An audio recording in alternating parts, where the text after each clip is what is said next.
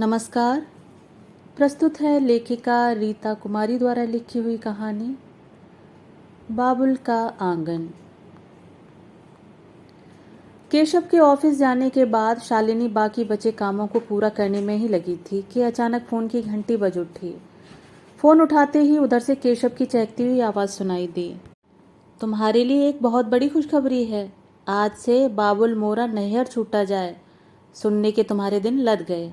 तुम्हारा बरसों का वनवास खत्म हो गया और वह चिर प्रतीक्षित न्योता आ गया जिसका तुम्हें पूरे 15 वर्षों से इंतजार था।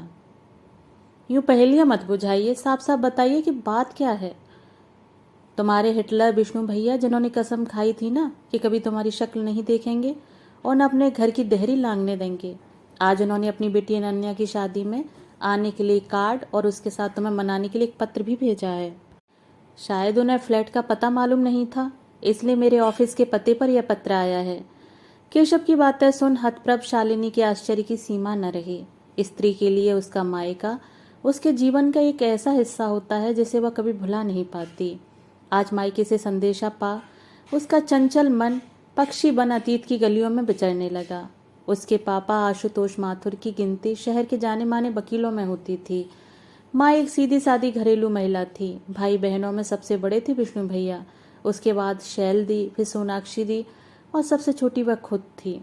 चारों भाई बहनों के बीच अटूट प्यार था, लेकिन अनुशासन प्रिय विष्णु भैया से तीनों बहनें जितना प्यार करती थीं उतना ही डरती भी थीं। फिर भी आड़े वक्त पर हमेशा विष्णु भैया ही काम आते, चाहे पापा के कोप से बचना हो या फिर अपनी पसंद की कोई चीज़ लेनी हो। तीनों बहनें माँ की जगह भैया के पास ही भागी चली जाती थीं। इसी तरह अपना सुख दुख, आक्रोश और आवेग बांटते दिन गुजरते रहे और वे सब भी बचपन लांघकर जवानी के देहरी पर आ खड़े हुए। पापा ने शैल दी की शादी तय कर दी। साधारण कद काठी और शक्ल सूरत वाले अरविंद जीजा जी रांची विश्वविद्यालय में फिजिक्स पढ़ाते थे। रांची में उनका हवेली नुमा मकान और पद प्रतिष्ठा को देख पापा ने झट से उनके साथ शैल दी की शादी तय कर दी थी। लेकिन शादी के बाद जब भी शैल दी ससुराल से आती, उनकी बड़ी बड़ी आंखों में एक अजीब सी उदासी और मायूसी नजर आती जिसे वे बेवजह ही हंसी में छुपाती रहती। इसी दौरान एक ट्रेनिंग के सिलसिले में शालिनी को रांची जाना पड़ा। यह सोचकर वह बेहद खुश थी कि शैल दी के साथ ढेर सारी बातें और मस्ती करने का मौका मिलेगा, लेकिन वहां पहुंचकर उसका सारा उत्साह ठंडा पड़ गया। उसे अब जाकर एहसास हुआ था कि शैल दी के चेहरे की रौनक और आंखों की चंचलता क्यों गायब हो गई। अरविंद जीजाजी जैसा नीरस और क्रोधी व्यक्ति उसने पहले कभी नहीं देखा था। हर समय शैल दी उस चिड़चिड़े आदमी के इशारों पर नाचती रहती, फिर भी उन्हें पत्नी में कोई गुण ही नजर नहीं आता, बस कमियां ही कमियां निकालते रहते। लेकिन शैल दी की सहन शक्ति का जवाब नहीं था, जो चुपचाप सब सुनती रहती। जिस दिन उसे पटना लौटना था, शैल दी उसे बार बार समझाती रही कि मम्मी पापा को कुछ मत बोलना। उनकी बातें सुनकर वह झुंझला पड़ी थी। दी, आपने तो आज्ञाकारी बेटी बनने की हद पार कर दी। आपका यूं घुट घुट कर जीना मेरी आत्मा को कम छलनी नहीं करता है। कितना अच्छा होता अगर आप राहुल के लिए अपने हृदय के द्वार खोल देती। चौंकिए मत, क्या मैं नहीं जानती कि आपकी सहेली हेमा का देवर राहुल आप पर जान छिड़कता था। आप भी उसे कम प्यार नहीं करती थी, फिर भी उसे अपने आसपास भी फटकने नहीं दिया। क्या दोष था राहुल का? यही कि वह हमारी जाति का नहीं था। पर आपको इस बात की ज़्यादा चिंता थी कि मम्मी पापा की इज्जत पर कोई आँच ना आए। मैं तो कहती हूँ अगर आप राहुल के साथ भाग जाती तो कौन सा आसमान टूट पड़ता। कम से कम आप तो चैन से रहती। शैलदी ने बढ़कर झट से अपना हाथ उसके मुंह पर रख दिया था, पर उनकी आंखें भर आई थीं। टूटे सपनों का दर्द जैसे उनकी आंखों से पिघल रहा हो। हमेशा से महत्वाकांक्षी रही सोनाक्षी दी की शादी पापा ने काफ़ी ऊंचे खानदान में की थी। प्रतीक जीजाजी शहर के बड़े बिजनेसमैन थे और इकलौती संतान थे। इस रिश्ते से सभी लोग बेहद खुश थे। सोनाक्षी दी की सास कलावती भी सुंदर, संस्कारी और पढ़ी लिखी बहू पाकर निहाल थी। लेकिन सोनाक्षी दी ने जब एक के बाद एक दो बेटियों को जन्म दिया तो उनकी सासू माँ का रवैया ही बदल गया, क्योंकि वंश चलाने के लिए उन्हें बेटा चाहिए था। फिर शुरू हुआ एक के बाद एक गर्भपात का सिलसिला। किसी को भी न उनके जर्जर होते शरीर का ख्याल था, न ही छलनी होते दिल का।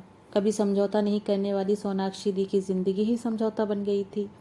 कई गर्भपात के बाद जब बेटा हुआ तो उसे संभालने की शक्ति उनमें नहीं बची थी। उनके बेटे को तो उनकी सासू माँ ने संभाल लिया, लेकिन वे खुद एनीमिया के साथ मलेरिया का प्रहार झेल नहीं सकीं और अपने नवजात शिशु को छोड़ पंचतत्वों में विलीन हो गईं। दोनों बहनों के दारुण दुख ने शालिनी का हृदय तार तार कर दिया और उसने शादी न करने का फैसला कर लिया। घर के लोग समझाते रहे पर वह अपनी जिद पर अड़ी थी।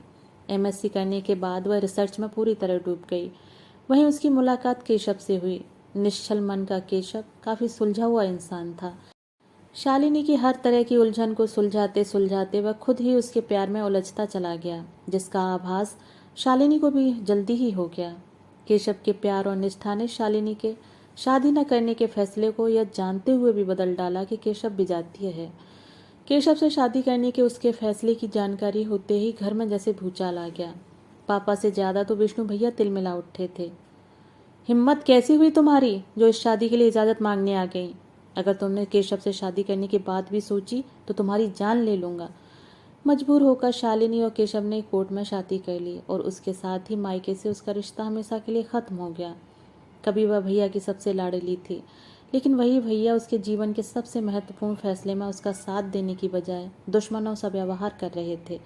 न पहले हुई दोनों शादियों से सीख ली, न अपनी छोटी बहन के मन को समझने की कोशिश ही की।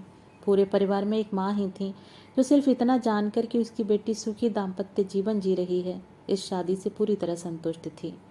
शादी के 15 वर्ष बीत जाने पर भी शालिनी को अपने फैसले पर कभी पछतावा नहीं हुआ। केशव के परिवार वालों ने उसे हमेशा मान सम्मान दिया।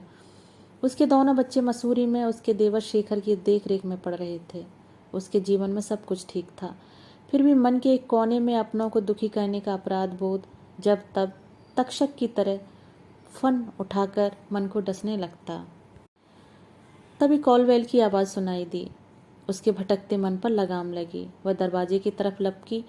केशव ने अंदर आते ही मुस्कुराते हुए उसके हाथ में लिफाफा थमा दिया। वह लिफाफा थामे बेडरूम में आ गई। केशव से चाय तक पूछने का उसे होश नहीं रहा, बस जल्दी से पत्र खोल पढ़ने बैठ गई। शालिनी, आशीष, समझ में नहीं आता कि किस मुंह से तुम्हें आशीर्वाद दे रहा हूँ। जिस समय तुम्हारे सिर पर आशीर्वाद भरा हाथ रख तुम्हें समाज के कुटिल कटाक्ष से बचाना चाहिए था, उस समय मैं खुद तुम्हारे विरुद्ध विष मन कर अपना चेहरा उज्जवल कर रहा था। मेरे ही कारण तुम अपने ही घर में पराई हो गई। कई अपमान व दर्द झेले। अगर आज तुम मुझे क्षमा ना भी करो तो मैं तुम्हें दोष न दूंगा। माँ ने तो वैसे भी तुम्हें कभी दोषी नहीं माना। माँ के जाने के बाद मैंने पापा की आंखों में भी पल पल तुम्हारा इंतज़ार देखा। फिर भी मम्मी पापा ने अपने बेटे और अपने बुढ़ापे के एकमात्र सहारे का कभी विरोध करने का साहस नहीं किया। कहते हैं जो किसी से नहीं हारता वो अपनी ही संतान से हार जाता है। मम्मी पापा के बाद अपनी ही संतान से हारने की बारी मेरी थी। मेरी बेटी अनन्या ने मुझे लाकर उसी दो राहे पर खड़ा कर दिया जहाँ लाकर कभी तुमने हम सबको खड़ा किया था। उसने तो साफ साफ यह भी कह दिया कि अगर मैं बदलते समय के साथ नहीं बदलूंगा तो अकेला रह जाऊंगा। कभी बड़ी निष्ठुरता से अपनी बहन का त्याग करने वाला भाई एक पिता के रूप में अपनी ही बेटी के आगे विवश हो गया। जब उसने मेरी रूढ़िवादी सोच की धज्जियाँ उड़ा दी तब मेरी समझ में आया कि मेरे हाथों कितना बड़ा अन्याय हो गया। अब अक्सर ही माँ की कातर दृष्टि की याद मुझे सहम आ जाती है। इस पत्र के साथ अनन्या की शादी का कार्ड भी है। अगर तुम और केशव मुझे माफ़ कर सको तो सारी प्रताड़ना, अपमान और उपेक्षा को भुला अपने पूरे परिवार के साथ अनन्या की शादी में अवश्य आओ। अगर माफ़ ना भी कर सको तो भी पापा की प्रतीक्षा करती आंखों का ख्याल करके ज़रूर आना। तुम्हारे इंतज़ार में, तुम्हारे भैया। शादी के कार्ड पर फ़ोन नंबर लिखा था। शालिनी के हाथ खुद ब खुद नंबर डायल करने लगे। हेलो, भैया की आवाज़ थी। सुनते ही शालिनी की जुबान जैसे तालू से चिपक गई, लेकिन भैया उसकी चुप्पी से ही ताड़ गए। कौन? क्या शालिनी? हाँ, मुश्किल से एक शब्द निकल पाया। क्या तुमने मुझे माफ़? ये क्या भैया, भाई बहन के बीच माफ़ी जैसे शब्द कहाँ से आ गए? ऐसा बोलकर एक बार फिर आपने मुझे पराया कर दिया। मेरे भैया, मुझसे माफ़ी मांगे यह तो मुझे कभी भी मंजूर नहीं होगा। आप तो हमेशा डांटते हुए ही अच्छे लगते हैं। आज भी आप मुझे डांट कर अधिकार से बुलाइए। देखिए मैं कैसे सिर के बल दौड़ी चली आती हूँ। तभी उधर से भैया की आवाज़ आई। ज़्यादा 3-5 मत कर, जल्द से जल्द पहुँच, ढेर सारे काम पड़े हैं। भैया की मीठी डांट सुन आंसुओं के सैलाब के बीच भी शालिनी हंस पड़ी। दोस्तों, अभी आप सुन रहे थे रीता कुमारी द्वारा लिखी हुई कहानी बाबुल का आंगन। कहानी सुनने के लिए धन्यवाद।